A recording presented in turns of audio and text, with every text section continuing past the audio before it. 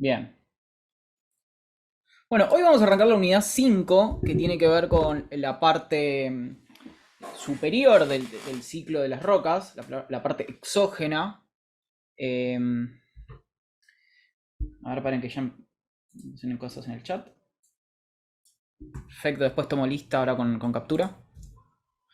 Recuerden que cuando habíamos visto la unidad 4 vimos todo lo que tenía que ver con magmatismo, cómo se fundía la corteza terrestre bajo diferentes condiciones, que podía ser la subducción, como muestra este dibujo, o también cuando las placas se rompen, que asciende el manto, y los puntos calientes, ¿no? Esos eran como las tres formas que vimos de derretir la corteza, y que había todo un proceso que llamamos ciclo endógeno, que estaba dado por el magmatismo. También vimos muy poquitito de rocas metamórficas de contacto o térmicas que tenían que ver con cocinar las rocas, ¿no? A alta temperatura.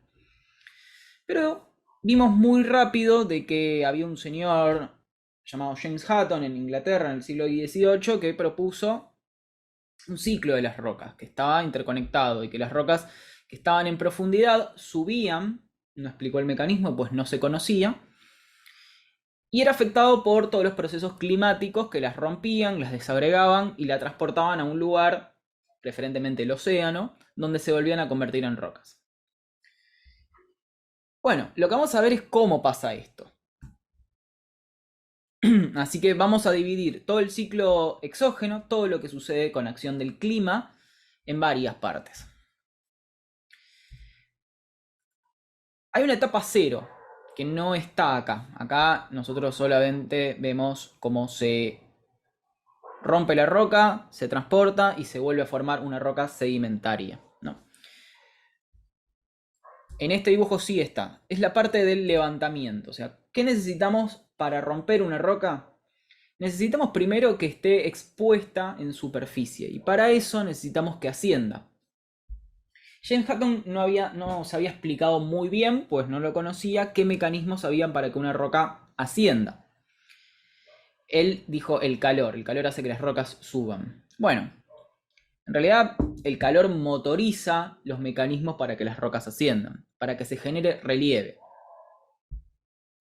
Esto es algo bastante obvio, ¿no? Si nosotros dejamos una pila de arena, no sé si alguno vio una construcción en algún momento, o hizo un castillito de arena en la playa, lo que va a pasar con esa arena es que va a tender a caerse, ¿no? Bueno, todo va a tender a caer a las zonas de menor relieve y a rellenar los espacios. Bien, están hablando de la bibliografía. Ah, no lo subí quizás, o no está habilitado. Espérenme un segundo que lo vamos a habilitar. Disculpen, que pensé que ya estaba visible eso, así lo pueden ver.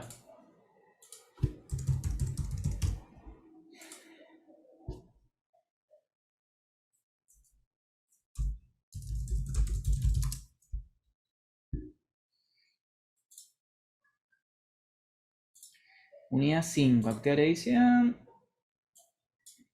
Sí, me era una pavada, simplemente tenía que poner mostrar y no lo hice.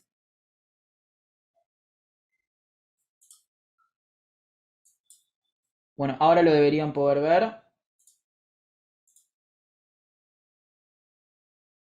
Al menos las diapositivas. Después tienen un video de Ernesto, creo, viejo. Ya está, profe, gracias. Esto sí lo estábamos viendo, ¿eh?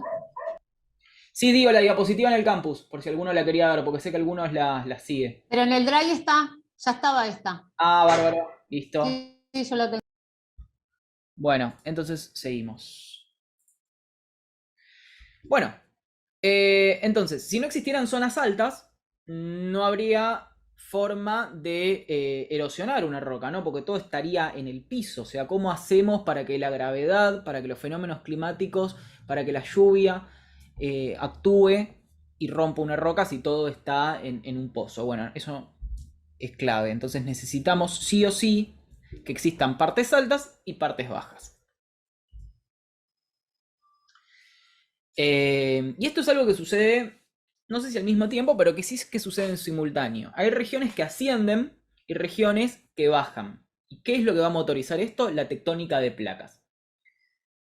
Recuerden todos los mecanismos que vimos en la unidad 1, ¿no? Los de subducción, que se formaba relieve, se formaban las montañas. Pero también había mecanismos que formaban un espacio, formaban, por ejemplo, depresiones geográficas, como era, por ejemplo, la ruptura de las placas tectónicas y las formaciones de los valles de rift, ¿no? Como cuando se abría África. Y bueno, por supuesto que hay varias formas también de generar relieves y depresiones, además de esas. De hecho, cuando se genera una montaña, el peso que tiene una montaña genera una depresión al costado que se llama cuenca de antepaís. Por eso toda la cordillera de los Andes tiene ríos a sus costados, ¿no? Porque esos ríos están encauzados en lo que se llama la cuenca de antepaís de la cordillera. Bueno, no importa esto, lo único que necesitamos es generar relieve. También podríamos generar relieve de otra manera.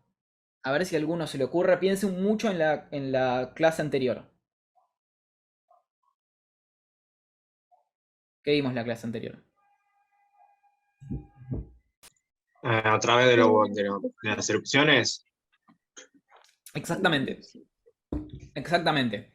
Un volcán nos va a generar un relieve, ¿no? Y una vez que está generado ese relieve, va a empezar a actuar las fuerzas erosivas. Hay una palabra que yo la voy a mencionar mucho, también en la unidad siguiente, que es afloramiento. Aflorar significa tener una roca expuesta. Las rocas pueden estar en subsuelo y eso significa que no están aflorando. Se pueden detectar con algún método geofísico, podríamos hacer un pozo y llegar a ellas, pero afloramiento significa que estén expuestas en superficie, que nosotros la podamos ver.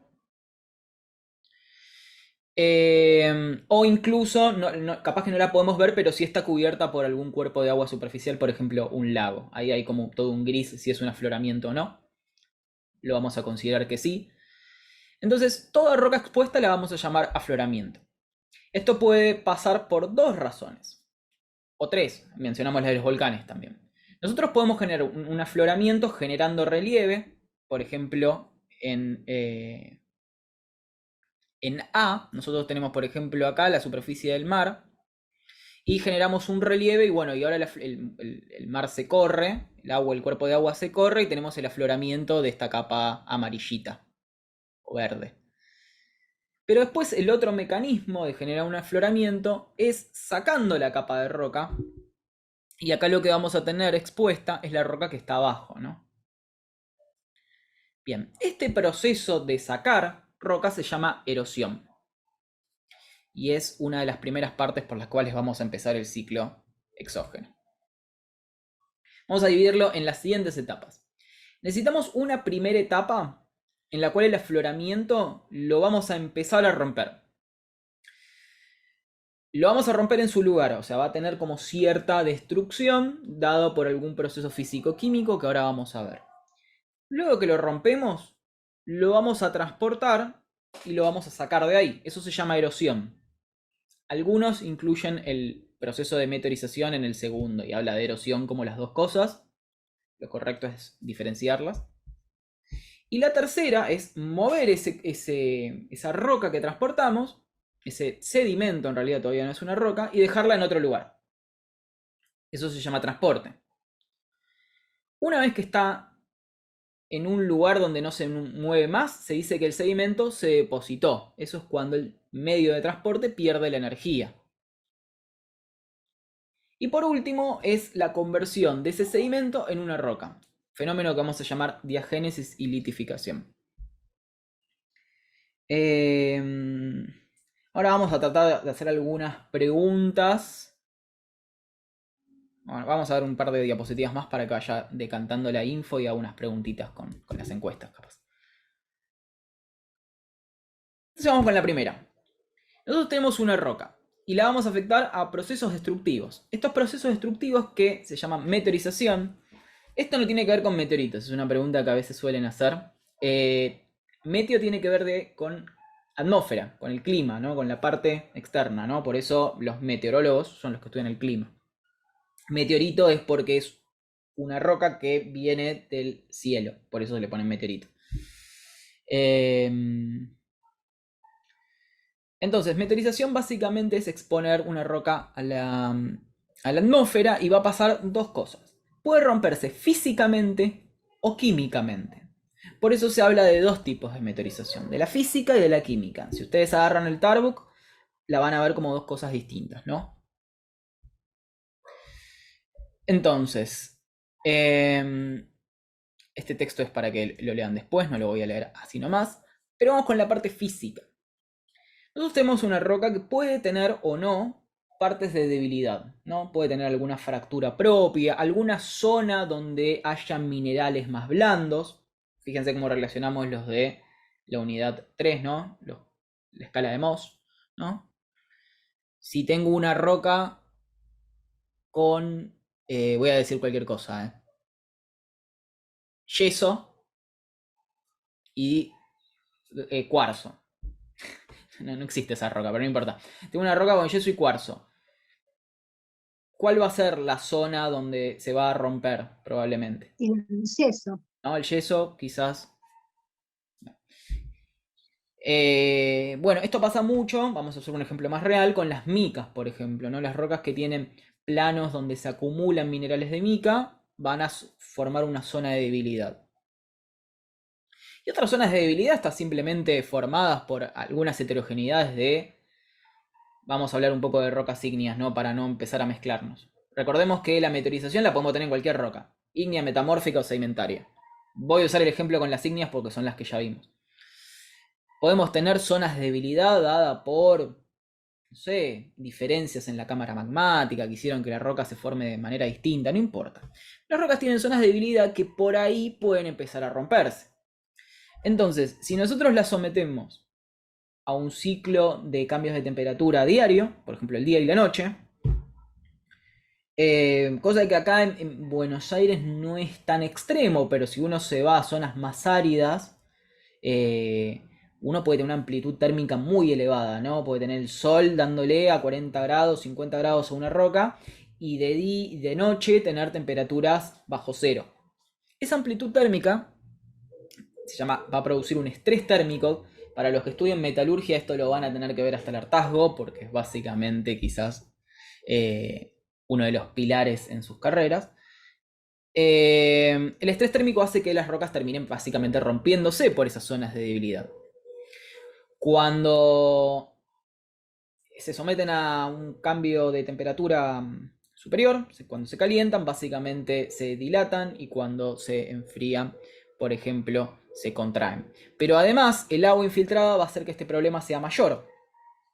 Si en estas fracturas empieza a entrar agua, el agua tiene un comportamiento distinto al de otros materiales.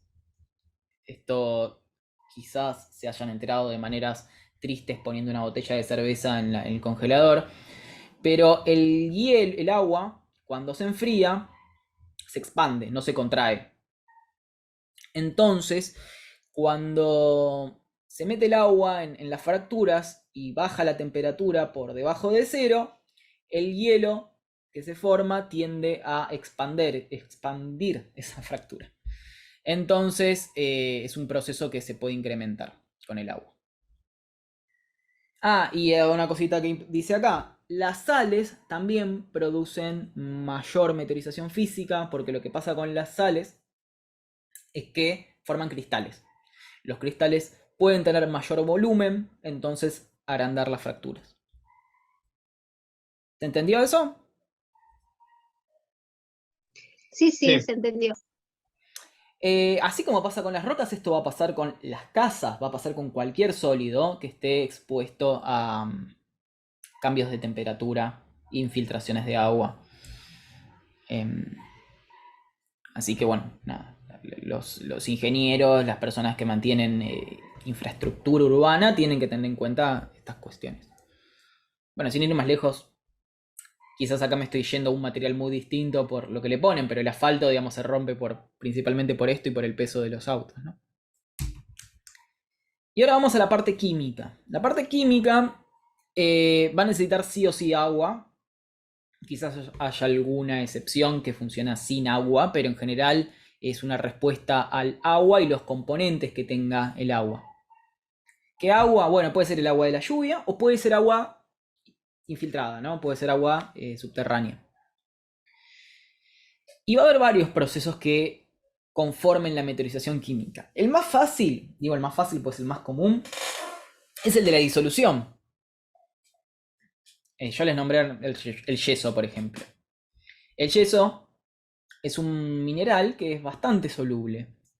Y si ustedes trabajaron con yeso para alguna forma de construcción o manualidad, saben que con el agua no se lleva muy bien, ¿no?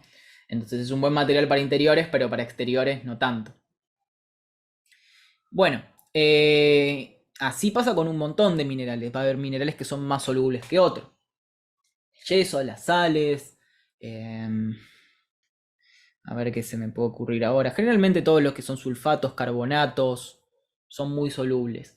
Los silicatos, en cambio, ¿qué más? Los sulfuros suelen ser poco solubles. Otros que son muy solubles son los óxidos, depende del caso.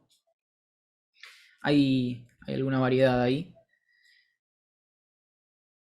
Pero después este proceso de disolución, de solubilidad de los minerales puede estar afectado también por el pH del agua. Entonces la acidez del agua puede hacer de que algunos minerales se disuelvan más fácil que otros. Por ejemplo, la calcita, como se lo mencionamos en la unidad 3, reacciona con el ácido clorhídrico. Produce una efervescencia. Bueno, la calcita es un mineral generalmente soluble en agua pH neutro, pero si empezamos a bajarle ese pH y o sea, el agua es ácida, la calcita se disuelve mucho más rápido. Después hay otros que no se disuelven exactamente, pero tienen una reacción que se llama hidrólisis. Por ejemplo, los feldespatos no es que sean solubles, pero producen una reacción que se llama hidrólisis que nos va a transformar el feldespato en otros minerales que llamamos arcillas. De hecho, las tierras con mucho barro generalmente están formadas por estos feldespatos potásicos, por la meteorización de feldespatos potásicos. Después hay otras reacciones, por ejemplo la oxidación. En el caso de los minerales con óxidos, el óxido de hierro va a tender a pasar a otros estados de oxidación, entonces se van a formar hidróxidos. O incluso si yo tengo algún sulfuro, por ejemplo la pirita, que es un sulfuro de hierro, va a reaccionar con el oxígeno, el hierro de la pirita, y se va a transformar en hematita, y el sulfuro capaz que se me convierte en algún sulfato, ¿no? Bueno, va a haber un montón de reacciones dadas por las fórmulas de los minerales, eso es lo que les tiene que quedar claro. ¿Qué reacciones son infinitas? Depende de los minerales y depende de los medios. Bueno, infinitas no, pero hay muchas combinaciones de reacciones. ¿Todos los minerales van a reaccionar? No. Hay algunos minerales que no solo son poco solubles, sino que además tienen una alta estabilidad química, entonces no tienen reacciones importantes, como el cuarzo. El cuarzo, por ejemplo, es un resistato. Se le dice así a los minerales que básicamente van a sobrevivir a la meteorización química. Entonces yo podría tener una roca con cuarzo, con carbonatos de calcio, con óxidos, con sulfuro, y la dejo unos millones de años en la intemperie, y después cuando vaya, suponiendo que no se transportó, ¿no? Hagamos un experimento controlado en millones de años, cuando vaya a verla, solamente voy a tener el cuarzo.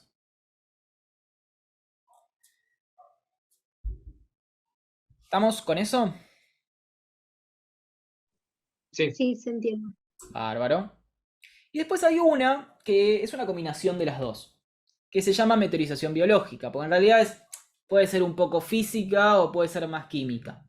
En el caso de la izquierda se darán cuenta que es bastante física, ¿no? Hay un árbol con raíces, que las raíces están creciendo sobre la roca y la están rompiendo. Es así de trivial. Bueno, eso es meteorización física también, con un medio biológico. En el caso de la derecha tenemos líquenes. Los líquenes son... no sé exactamente qué son, no sé si son plantas o si son organismos unicelulares o qué, o si son una combinación de las dos. Pero sí son unos organismos que se nutren de los pequeños films de agua con nutrientes que están sobre las rocas. Entonces, ese comportamiento biológico que puede ser liberación de oxígeno, liberación de alguna partícula, de alguna sustancia en particular, va a alterar la roca. Es así de simple. No lo va a alterar tanto, no lo va a romper como las raíces de un árbol, pero sí va a ir produciendo un desgaste sobre la superficie. En ese caso estamos hablando de una meteorización más química de origen biológico. Y ahora pasamos a la palabra que más conocen, que es la erosión. Ya les digo, en muchos libros la erosión incluye el paso de meteorización. Acá lo estamos viendo como dos pasos distintos. Y en realidad yo le pongo ahí una palabra que me sirve para decir que es este paso. Es un paso bisagra en realidad. No es algo como que podemos decir, acá está ocurriendo la erosión. Es un paso bisagra entre la meteorización y el transporte del sedimento. Porque con la meteorización simplemente estaba rompiendo la roca, pero todavía la roca está ahí, o sea, todavía no moví nada. La erosión es el paso de agarrar esos fragmentos, que pueden ser fragmentos muy grandes, o puede ser material en solución en el agua, y entregarlo a algún medio de transporte. ¿Qué es un medio de transporte? Bueno, un río, por ejemplo, el viento, un glaciar, las olas de un mar, son medios de transporte de sedimento.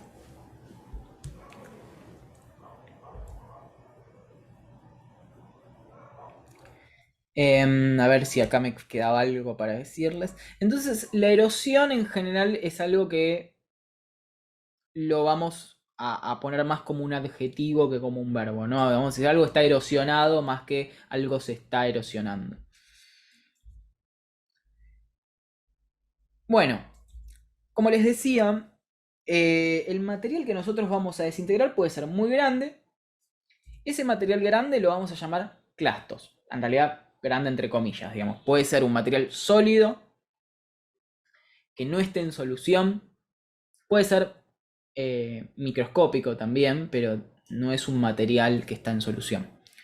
Eso lo vamos a llamar clastos.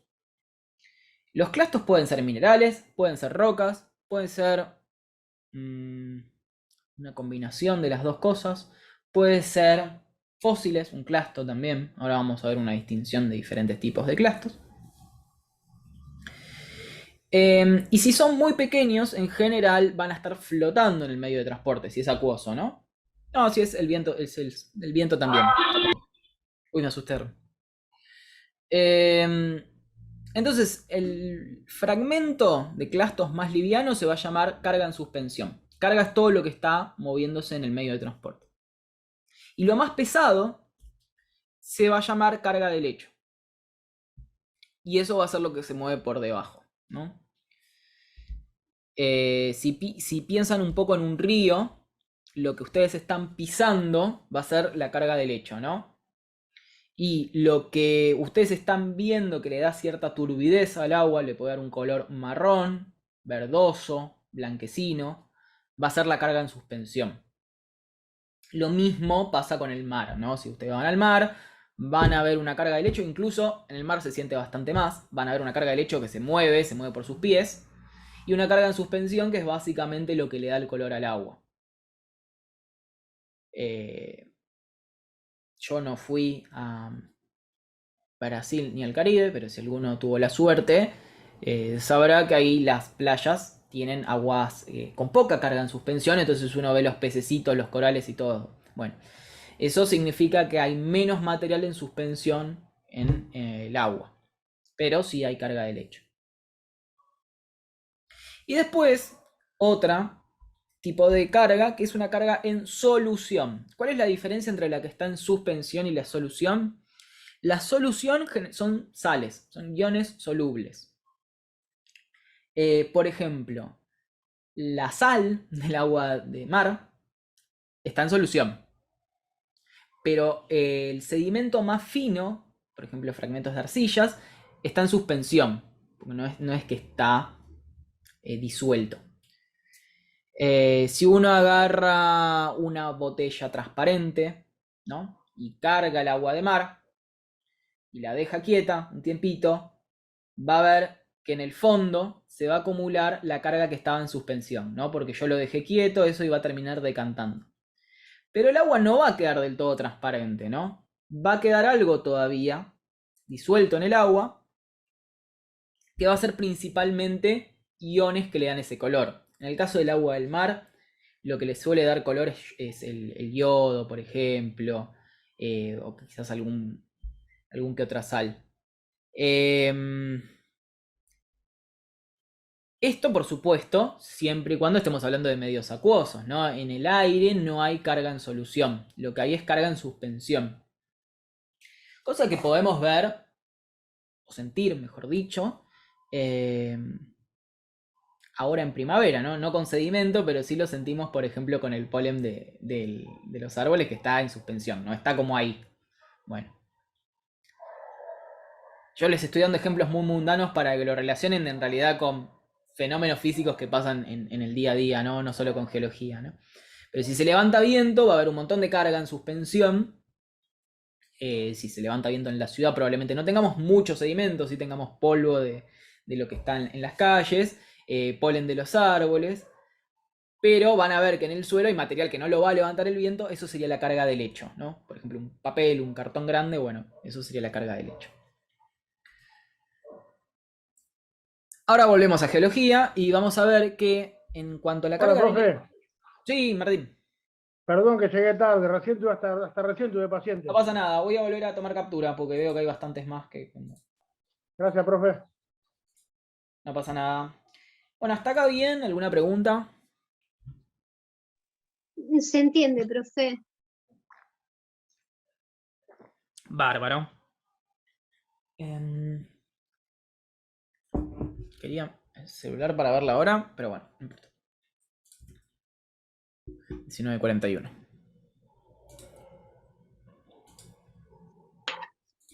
Bueno, como ven ahí abajo,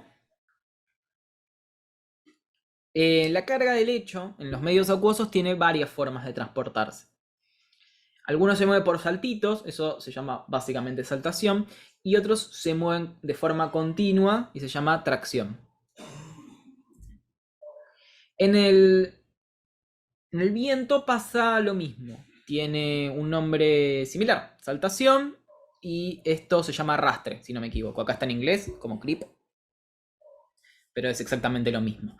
O sea, el clasto puede estar constantemente en el suelo, que se llama arrastre, o como se llamaba tracción, y puede pegar saltitos y se llama saltación. También hay material en suspensión, como les contaba. Ahora, además de moverse el sedimento, va a pasar dos cosas. Va a desgastar la superficie del medio en el que se estén moviendo y van a desgastarse entre sí. Entonces, en cuanto a la superficie, fíjense que en el caso del viento, fíjense lo que va pasando con una roca más grande. Se empieza a formar un pulido de la misma roca. Ahora esa roca luego se mueve por la misma acción del viento y se van dando estas caras facetadas que quizás alguno haya visto alguna vez en la ruta, especialmente en el norte.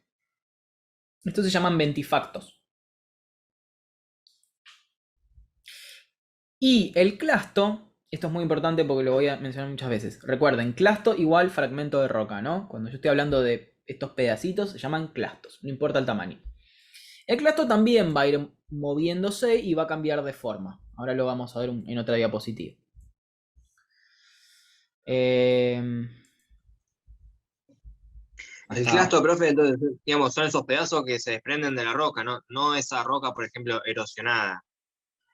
En el caso de la roca erosionada, te podés tener los dos casos. Fíjate que el dibujo de acá, el de la derecha, o sea, la foto, Claro, esto no es un clasto, ¿no? claro, Porque por está eso. como, ese es el afloramiento de la roca. Claro. En el dibujo de acá, sí es un clasto. Así que Ah, podés tener las dos cosas. De hecho, esto lo vamos a ver en la unidad de geomorfología. Esto ahora no me acuerdo cómo se llamaban. Sé que en general se llaman ventifactos, pero estos tenían un nombre que no recuerdo ahora. sí, son muy parecidos a los que están ahí en el Valle de la Luna. Exacto. Zona. Fíjense que esta base, esta cosa que como el pilar, tiene cierta altura. Y no es casualidad esto. ¿Qué pasa? El viento puede levantar las partículas más pesadas solamente cuando hay mucho, mucho viento, ¿no? Cuando tiene más energía. Entonces, supongamos que esto tiene 2 metros, no tengo la escala acá, pero vamos a ver que tengo 2 metros. Bueno, solamente puede llegar a la parte más alta, ¿no? Por encima del metro, en ocasiones particulares. Entonces se va a erosionar menos. Ahora, lo de abajo va a estar sujeta todo el tiempo a la abrasión de las partículas en saltación y en arrastre. Porque cualquier viento va a levantar esas partículas. Entonces, la parte inferior se va a desgastar más rápido, por eso tiene esta forma así de hongo. Y llega un punto en el cual esto se rompe y nos queda suelto. Bueno, cuando nos Claro. queda suelto, ahí ya es un clasto. Porque es básicamente un fragmento de roca que separamos. Bien.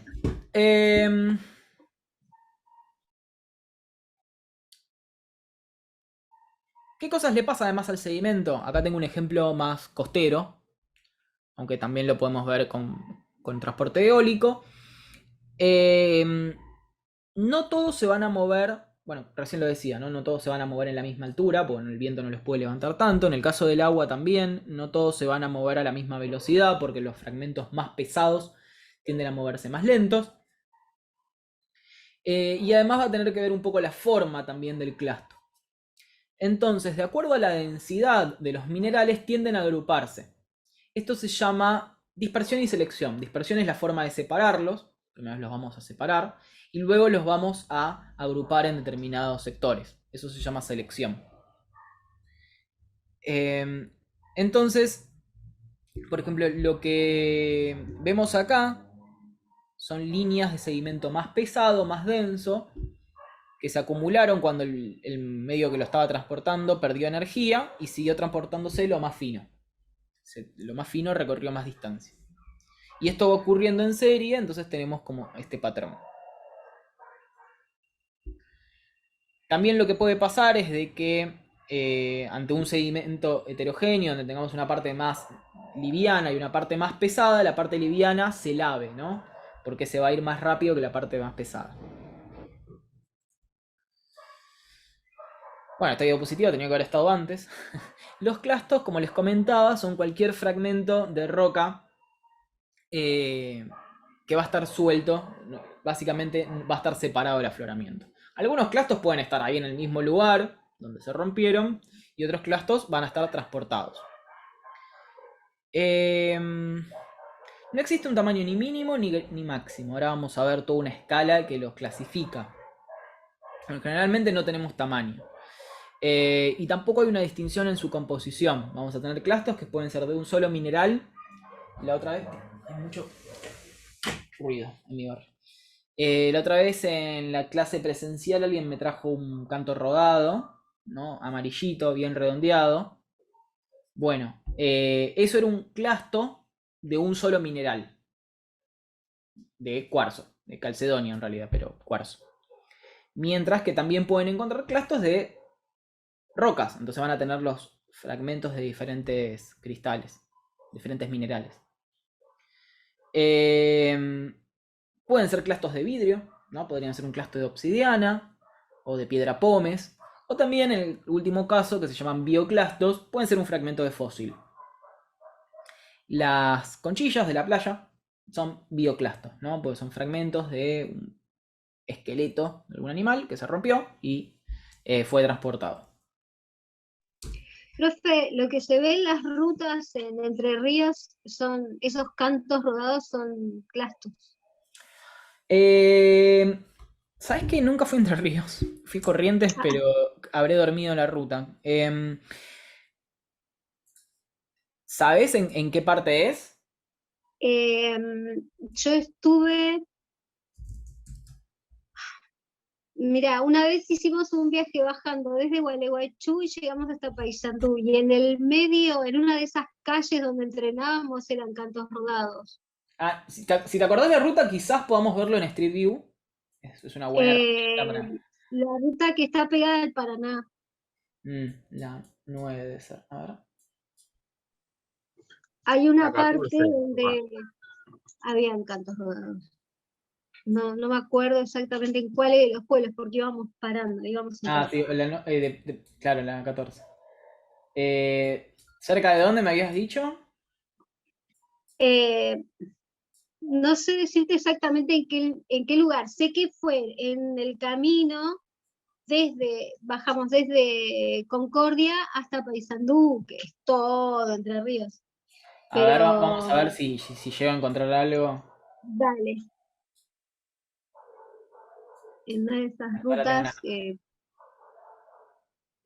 corríamos. Esto en Patagonia es más fácil, acá va a ser complicado. Sí.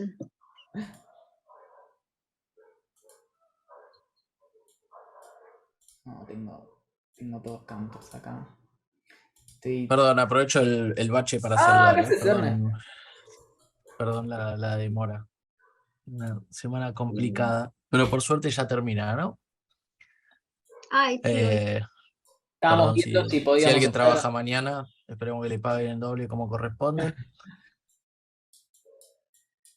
No, está complicada la ubicación esta. Estábamos viendo si podíamos hacer geología con Street View, pero en Entre Ríos es complicado. Acá hay unos bancos, pero no se llega a ver nada. No, mira, lo más probable es que sea un banco. No te voy a dar mucha información, porque no la tengo. Probablemente sea un banco de depósito de algún río, entonces sean cantos rodados fluviales. Puede Sí, ser la en Colón lógica, también. Puede ser en Colón también porque me acuerdo que nos sorprendió porque había un atleta de ahí que corría descalzo, no sé cómo hacía con esas piedras. Y eran grandes, eran chicos. Eh, como bolitas. desde un punto Hay- de vista económico, la lógica indica que para un material que es para eso, para hacer una ruta, un camino, no se debe traer ni de muy lejos, ni puede ser muy caro, así que puede ser el sedimento que No, esté en no, el no, lecho de un no. río o en el Era, costado. sí, no estaba depositado, era del lugar, era natural de la tierra, del camino. Y hay, además es una región que no tiene afloramientos, ¿no? Ah, hay unos afloramientos Profe, puede ser, que... acá encontré que dice Reserva Chaivillú, ¿puede ser? O Chavillú. Dice que tiene el lugar más grande de... Ay, no lo encuentro, a ver. Porque abrí el link. Dice, se encuentra uno de los mayores yacimientos de canto rodado. A ver, Es en Entre Ríos. Reserva Muy buen Chavillú. descubrimiento. sí, hay unos afloramientos que no son afloramientos, son bancos en realidad, y tienen, no llegan a ser fósiles, son unos organismos relativamente recientes, tienen fosilizaciones muy poca, y, y son evidencia de las últimas transgresiones, de esto lo vamos a ver en otra unidad. Uy, lo encontré, gracias a la compañera. No es Street View, pero es una foto, temas, ahí lo pongo.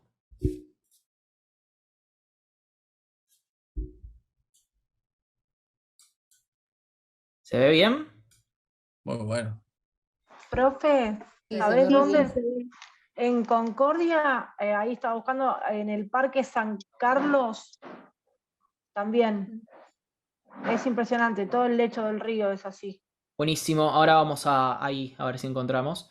Esto no me va a dejar moverme. Ah, sí, buenísimo. Fíjense cómo está todo cubierto de los cantos rodados. Bueno, estos son clastos. Mm, Todo estos son clastos, clastos, clastos, clastos. Esto que está acá eh, no llega a ser un afloramiento, porque probablemente no sea una roca. Algún geólogo que estudia las cosas más recientes quizás se pueda referir a esto como afloramiento. Eh, pero no sería técnicamente así. Bueno, igual acá está bastante litificado. Sí, sí, es un afloramiento esto. Para fines de esta materia, es un afloramiento. Fíjense como que esto que está acá ya es una roca, ¿no? Formada por los cantos rodados que se fueron acumulando en los depósitos de las crecidas del Paraná. Bueno, muy lindo esto. Vamos a tener que hacer esto más seguido. ¿Qué era lo que me habían mencionado recién? ¿Algo de Concordia era? En el Parque San Carlos. No, vamos a buscarlo acá. Pero no puedo encontrar imágenes. Concordia Entre Ríos. A ver.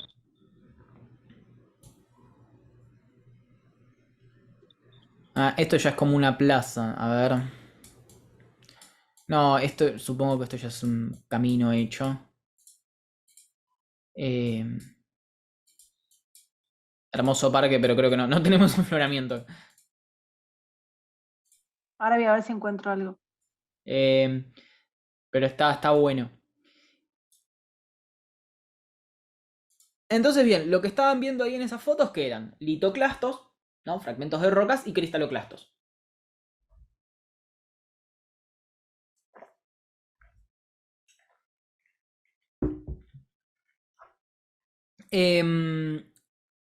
Esto se estudia hasta el hartazgo en las materias de cimentología. Yo no se los vamos a tomar mucho. Se lo vamos a medio describir por arriba. Que es la escala granulométrica. Los clastos básicamente se clasifican de acuerdo a su tamaño. Entonces vamos a hablar de los que son muy finos como tamaño arcilla. Y acá hay una distinción importante con minerales de arcilla que después se los voy a mencionar. Son dos cosas distintas, pero a veces son lo mismo. Las arcillas no se ven a simple vista, o sea, nosotros la vamos a ver como toda una masa, pero si uno quiere distinguir los granos de arcilla, fíjense que tienen 1/256 milímetros, o sea, en un microscopio. Después pasamos a un tamaño que se llama limo, que tampoco se ve a simple vista. Y posteriormente pasamos al tamaño de arena. Arena tenemos entre 1,16 milímetros, arena fina, y 2 milímetros la arena gruesa. Después de arena gruesa tenemos lo que se llama grava. Básicamente esos son los 4 grandes tamaños. Esto se puede dividir en un montón de partes. Pero fíjense que al costado tenemos una columna que se llama nombre de la roca. ¿Qué significa esto? Bueno, lo vamos a ver cuando veamos la parte más de litificación. Pero son las rocas que se van a formar a partir de esos tamaños de grano. Bien. Tengo grabado en casa. Perdón. Para, Tengo para- grabado en casa. ¿Para las plantas o para decoración? No, no, la había juntado mi marido para hacer parte de la construcción. Claro. Bien. Entonces, esto va a además tener implicancias en el tiempo de transporte que se muevan estos clastos, ¿no? Imagínense que una arcilla, yo les comentaba que había toda una carga. ¿Qué pasó con esto? Bueno. No sé qué pasó con...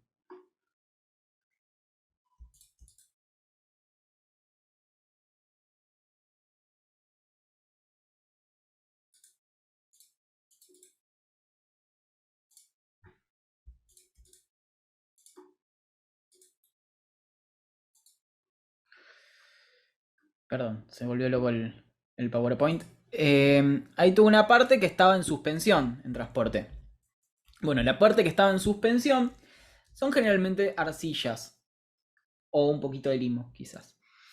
La parte que es más gruesa, lo que es arena y grava, va a costar un poco más que ese transporte. Se van a transportar, pero generalmente como carga de lecho. Y además va a depender muchísimo esto de la energía del medio. De todos los medios de transporte vamos a hablar un montón en la mejor unidad de la materia. No, mentira, no sé si es la mejor, pero a mí me gustó mucho como materia, que es geomorfología, que es una de las últimas unidades.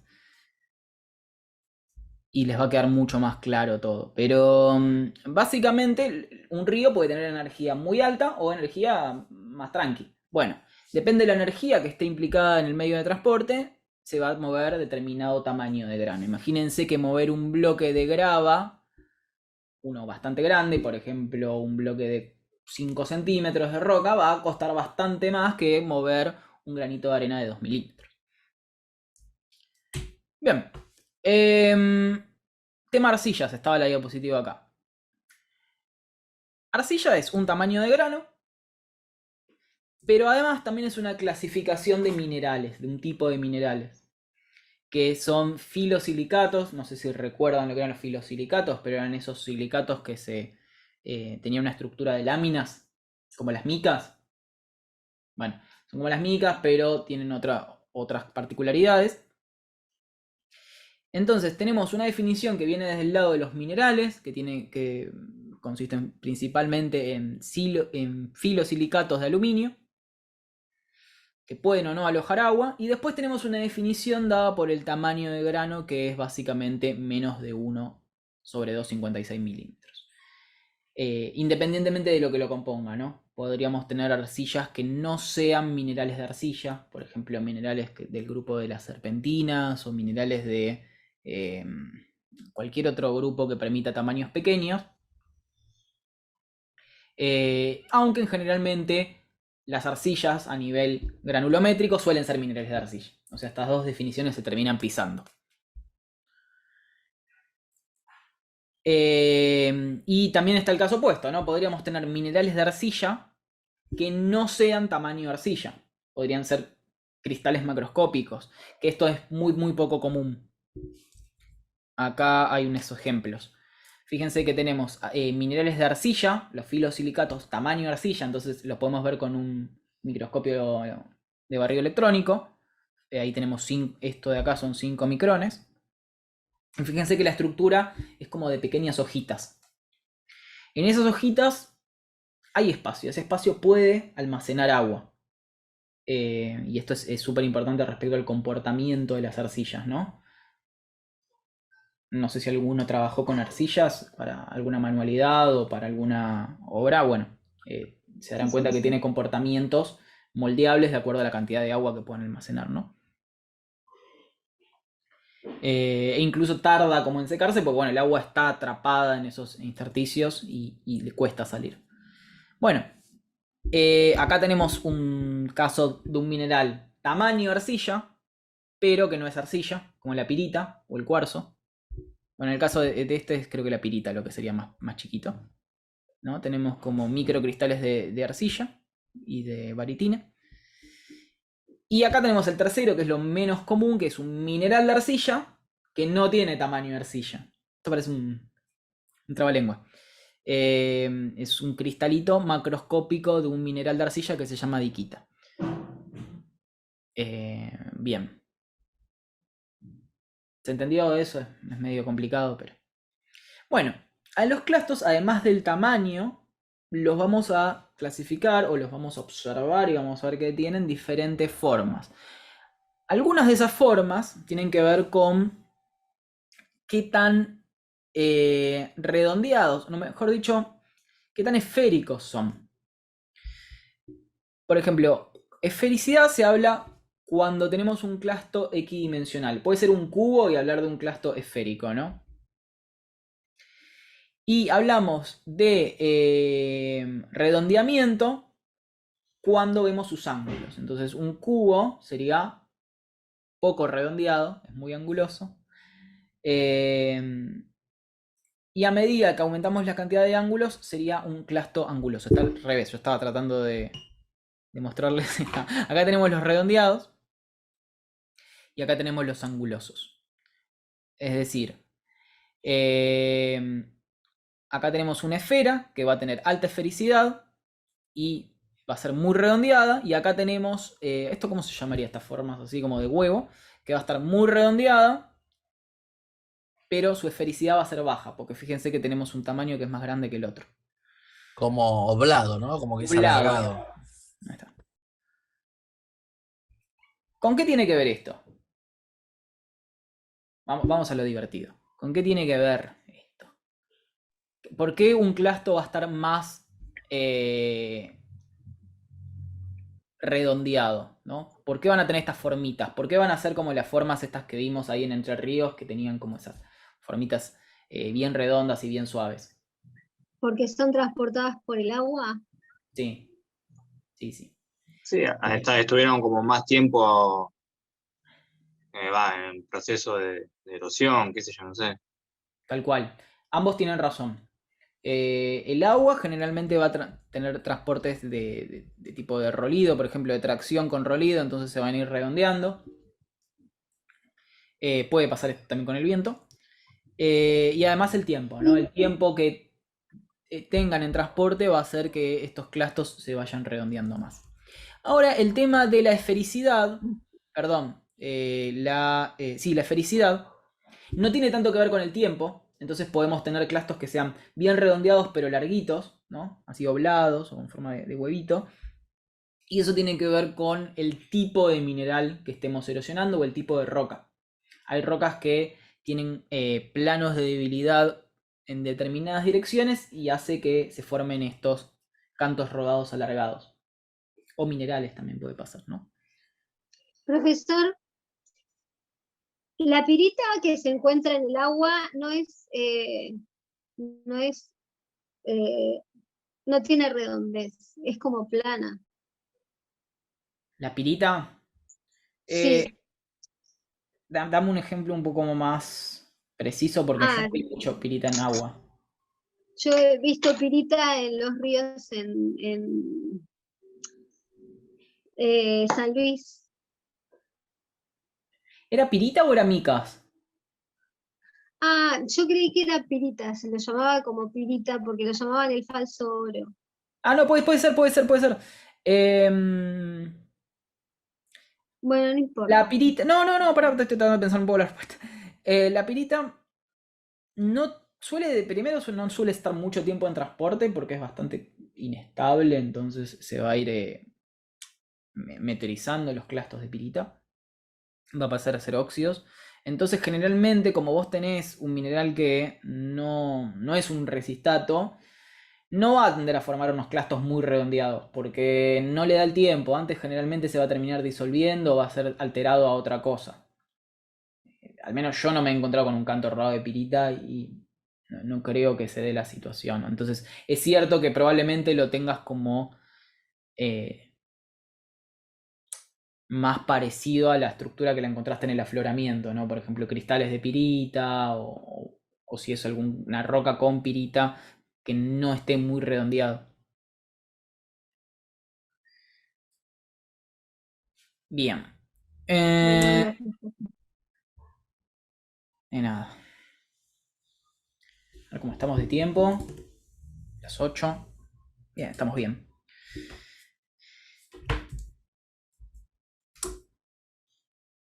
Después, otras cosas que les pasan a los clastos es lo que les comentaba, llamada selección.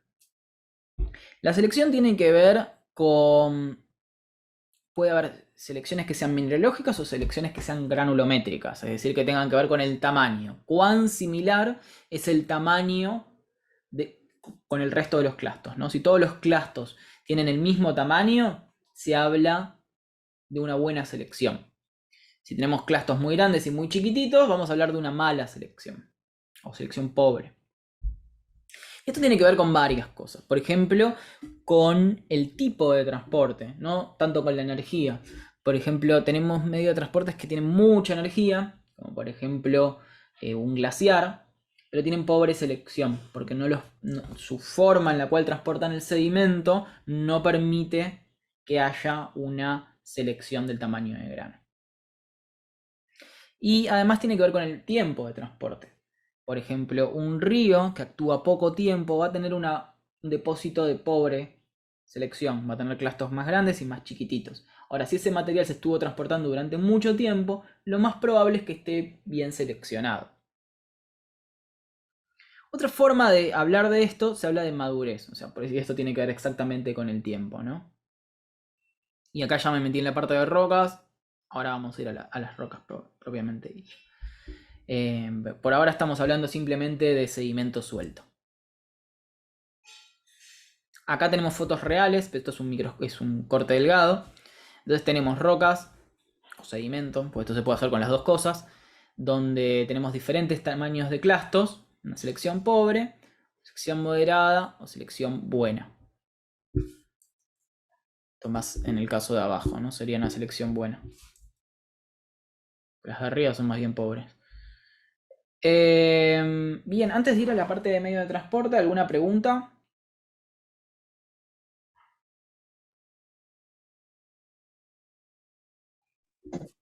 A ver qué sigue.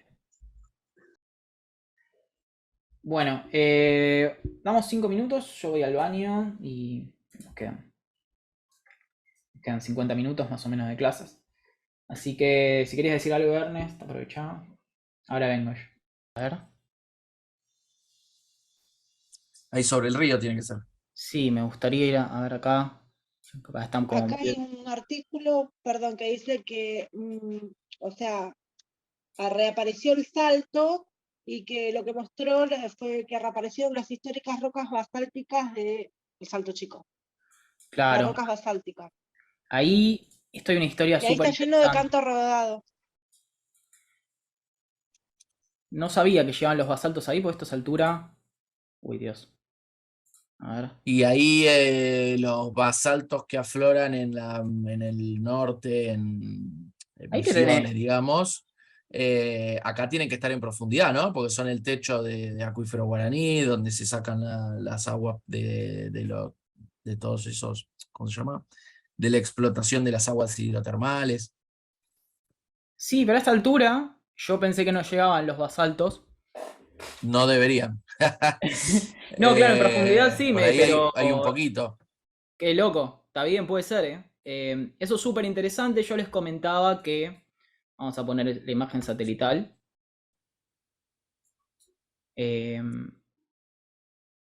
No se va a ver mucho acá. Tendría que abrir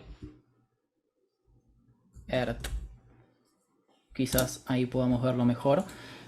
Pero acá donde están las cataratas del Iguazú. Vamos a ver si podemos con Google Earth verlo un poco mejor. Pero acá todas las cataratas del Iguazú van a estar sobre rocas basálticas. Esas rocas basálticas, como vimos en las últimas clases, bueno, acá se ve un poco. O sea que está muy vegetado, es muy difícil ver la roca, pero se verían en estos costados, ¿no? Ahora si me abre el Google Earth, que no está queriendo. Bueno, acá se pueden ver, miren. Que me abrió en la otra pantalla.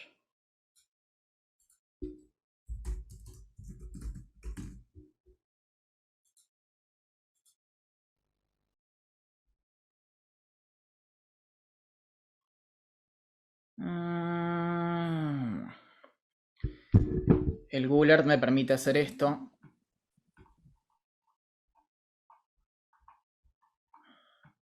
Y además me tiene más zoom. Acá están el basalto. Bueno, incluso hasta se pueden ver los clastos de basalto y todo. Fíjense. Clastos bastante grandes, ¿no? Porque fíjense que tiene el tamaño de la copa de un árbol. Ahora, ¿de dónde salen estas rocas volcánicas? Como les habíamos contado en la anterior clase, tienen que ver con las rocas que se formaron cuando se abrió. Muy buena la definición de esa imagen. Sí, sí. Las últimas imágenes satelitales, la verdad, de Sentinel 5, no sé qué, son increíbles. Perdón, nada que ver. Cuando yo empecé a estudiar geología, ver una imagen satelital era como, wow, hay una imagen satelital y cada píxel era, no sé, 500 metros tenía de píxel. El nivel de detalle y lo rápido que avanzó es impresionante. Sí. Bueno, lo mismo el GPS, ¿no? El GPS era un armatoste que tenía uno y lo llevabas a hacer una práctica y ahora está en el celular. Es increíble, perdón. A ver, si quiero encontrar algunas de estas islas del Atlántico. Bueno, no te me vuelvas loco. Se me ocurre Tristán da Cunha, a ver, pero... Hay algunas islas que están en el medio del Atlántico que van a tener rocas volcánicas, que no son exactamente las mismas de Paraná. Pero bueno, acá en realidad ya tenemos el volcán, ¿no? Pero probablemente encontremos basaltos. Esto es un poco la respuesta. ¿Ese es Tristán da Cunha? Sí. Creo que sí. O no sé si es. Creo que sí. Alguien me había hecho una pregunta interesante, ya Increíble. medio desde el punto de vista filosófico. Era si una roca es igual, o sea, si yo agarro un basalto, ¿es igual un basalto acá que un basalto en otra parte del mundo? Por ejemplo, Tristán de Acuña. Si no, probablemente Tristán de Acuña es una isla mucho más nueva, que tiene un proceso tectónico que es la evolución de la ruptura de América y África. Pero fíjense que las rocas son basaltos. Entonces, sí, un basalto es lo mismo. Obviamente uno puede hilar fino y empezar a distinguir qué tipo de basalto es y qué tipo de minerales hay, qué procesos tectónicos lo originaron. Pero incluso a nivel color, desde una imagen satelital, vamos a ver que las rocas son las mismas que tenemos en las cataratas del Iguazú, ¿no? Con sus salvedades. Y esto que estamos agarrando una imagen satelital, si yo agarro un basalto y se los muestro, probablemente no sepan distinguir de cuál es cuál, ni ustedes ni yo. Bueno, ya hacer una correlación con África es mucho más complejo, pero tengan en cuenta de que uno puede hacer continuaciones entre África y América, ¿no? Por estas cuestiones. Más que nada en este lado donde se ven todas las islas volcánicas de separación. Bueno, me fui por las ramas con todo esto, pero a mí me gusta mucho todo lo que tiene que ver con tectónica, así que... Bueno, ¿en qué estábamos? Estábamos en medios de transporte. Terminamos con la parte de qué le pasaba al sedimento. Y acá quería hacer una salvedad, que esto lo vamos a volver a ver en otra unidad, que tiene que ver con qué medios de transporte son los más importantes. Esto lo vamos a ver todo en la parte de geomorfología. Principalmente hay un transporte que es el más importante, que es el fluvial, que va a actuar desde formas de alta energía a formas de baja energía, pero esto va a estar relacionado mucho con el tipo de bloques, el tipo de clastos que puede mover, el tamaño de clastos. Después hay otro medio de transporte muy importante, pero más acotado a determinadas latitudes geográficas, que es el glacial. Los glaciares tienen generalmente una gran capacidad de transporte de bloques que no tienen los ríos, ¿no? Porque el hielo puede mover bloques muy muy grandes, pero tiene poca selección. Y además el arrastre que puede hacer del material, bueno, puede ser muy grande dependiendo la ubicación, pero va a estar más acotado, como les digo, a las regiones glaciales. Y por supuesto a los momentos que haya tenido la Tierra, que haya llevado a los glaciales a latitudes más altas, ¿no? Los periodos de glaciación. El viento generalmente se lo sobreestima como un medio de transporte. Mucha gente cree que la mayoría de las rocas que ve erosionadas son por el viento y eso no es tan así. El viento actúa especialmente en regiones áridas y no levanta bloques muy grandes. Los clastos que puede levantar son como mucho arena mediana gruesa. Me dice que mi internet es estable, usted inestable. ¿Me están escuchando bien? Un poco entrecortado, me parece, ¿no? Sí, entrecortado, un pero poco se entrecortado. entiende. Bueno, si se A complica veces como mucho... que se queda colgada. Sí, por momentos se tilda. Ay, bueno, a ver. Yo pensé que a Voy lo mejor era a yo, tratar de pero compartir la cámara para que capaz. haya A ver menos... ahí sin cámara. Sí, probablemente sea más de mi lado, pero bueno.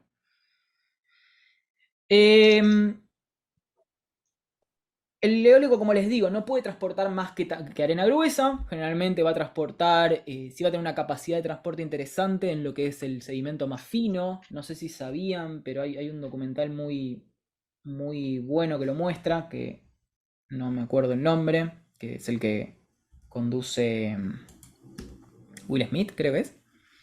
¿Te acordás, Ernest, cómo se llama? El de los astronautas que muestran toda la Tierra, pero Eso muestra... es, sí, se llama, dame un segundo, se llama One Stage Rock. Está en Nat Geo y está para ver en Disney Plus.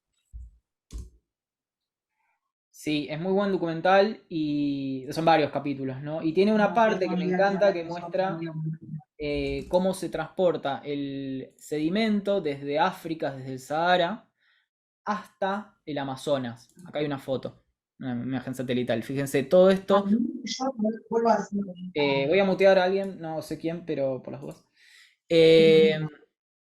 Todo este material puede viajar alrededor de toda la Tierra. Es un sedimento muy fino, tamaño limo y arcilla, que es muy importante, aparentemente, para lo que es la nutrición del Amazonas. Entonces todo este material termina alimentando el ecosistema de Amazonas, ¿no? Va a ser como nutrientes nuevos. El Amazonas está constantemente lavándose, ¿no? Por la intensa lluvia que hay, va a tender a... sí, son tormentas de arena. Igual no necesariamente son tormentas cuando llegan, no son tormentas cuando levantan el viento acá cuando levantan el sedimento en el desierto. Una vez que llegan al Amazonas va a caer como algo más suave. Bueno, y es súper importante aparentemente para el ecosistema y para la regulación del clima y otras cuestiones. Sí, One Strange Rock está en Netflix, creo, y es un excelente documental. Y por último, y no menos importante, la gravedad, que no es un medio de transporte, por eso lo pongo entre comillas, pero va a ser básicamente el motor que actúe para mover al resto de los medios de transporte, excepto el eólico, que se mueve más por cuestiones de presión. Y además va a actuar por sí misma, es decir, una roca que se está meteorizando, probablemente lo primero que actúe sea la gravedad, ¿no? Una meteorización física que empieza a desgranar una roca, va a hacer que los primeros clastos se caigan del afloramiento, ¿no? Esto lo vamos a ver mucho en la parte de geomorfología, todos los procesos gravitatorios. Y llegamos finalmente a la parte de depositación. Teníamos la parte que rompíamos la roca, que se llamaba meteorización, la parte de la entrega al medio de transporte, que se llamaba erosión, el transporte mismo. Y finalmente, en algún momento, por determinadas condiciones, ese transporte va a perder energía.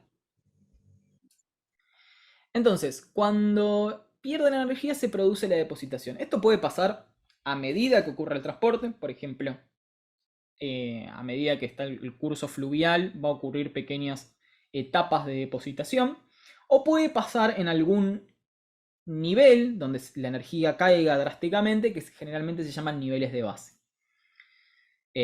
Por ejemplo, un delta, ¿no? Vamos a poner el ejemplo del Paraná. El Paraná va a depositar material a lo largo de su curso, pero cuando llega al delta, y vuelta vuelvo a abrir el Google Earth. En esta clase la terminé mezclando mucho con la de Geomorph. Va a haber material que se deposita a lo largo del lecho del Paraná, pero cuando llegue al Río de la Plata, al estuario, ahí va a depositar una gran cantidad de material que es el famoso delta, ¿no? Que es todo esto que estamos viendo acá. Entonces la depositación puede ocurrir en varias etapas. Bien. ¿Cómo se llaman estos lugares donde se acumula sedimento? Se llaman cuencas sedimentarias. Esto le vamos a dedicar bastante en la próxima clase y en la otra, para hablar de cuencas sedimentarias. ¿Dónde vamos a tener cuencas sedimentarias? Va a estar muy ligado a la tectónica de placas. Y esto se lo mencioné al principio. Como les comentaba, cuando hay una montaña que ejerce un peso, alrededor de la montaña se genera algo que se llama cuenca de antepaís. Bueno, esa depresión formada por el peso de la montaña básicamente es una cuenca. O cuando rompíamos placas tectónicas y formábamos un rift, tenemos una cuenca de rift. Y hay algunos ejemplos más, ¿no?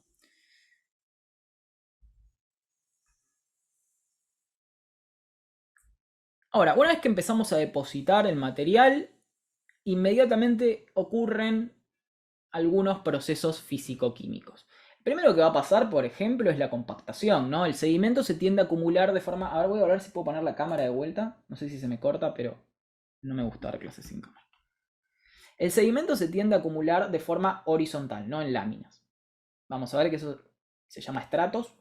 Pero bueno, estas capas de sedimento que ocupan cierto volumen, que puede ser no solo clastos, sino también aire y agua, inmediatamente se va a ir compactando, va a perder esa agua y ese aire o parte de ello y va a ocupar menos volumen. A medida que se va compactando empiezan a pasar algunas cuestiones relacionadas con la presión, porque aumentamos la presión, o sea, la capa que está por encima le va a ejercer un peso, y además va a aumentar un poco la temperatura. A medida que metemos sedimento, vamos a aumentar la temperatura. Este proceso de diagénesis ocurre hasta los 200 grados. Una vez superando los 200 grados, que esto obviamente ocurre a bastante profundidad, entramos en un campo que es el de metamorfismo. No metamorfismo térmico como el que vimos en la primera clase de volcanismo, este es un metamorfismo principalmente por compactación. Bien, entonces, ¿qué empieza a pasar? Se pierden los poros, pueden perderse alguna cantidad de poros dependiendo el tipo de material que tengamos. Los fluidos que estaban en esos poros empiezan a circular por el mismo sedimento, entonces si tenían sales disueltas, minerales disueltos, van a empezar a circular a través del espacio poral de la roca.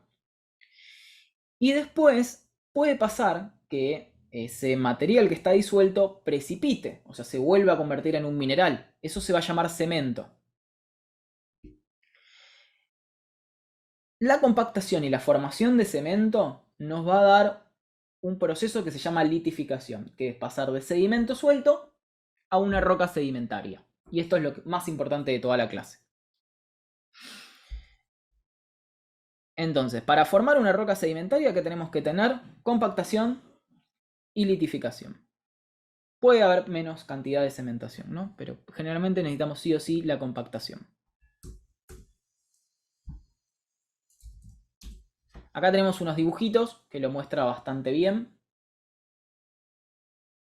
Fíjense cómo... Esto es importante, no ocurre en serie, ¿eh? Puede ocurrir al mismo tiempo, puede saltearse un paso. Pero bueno, generalmente sí empezamos por la compactación. Tenemos la compactación, la cementación.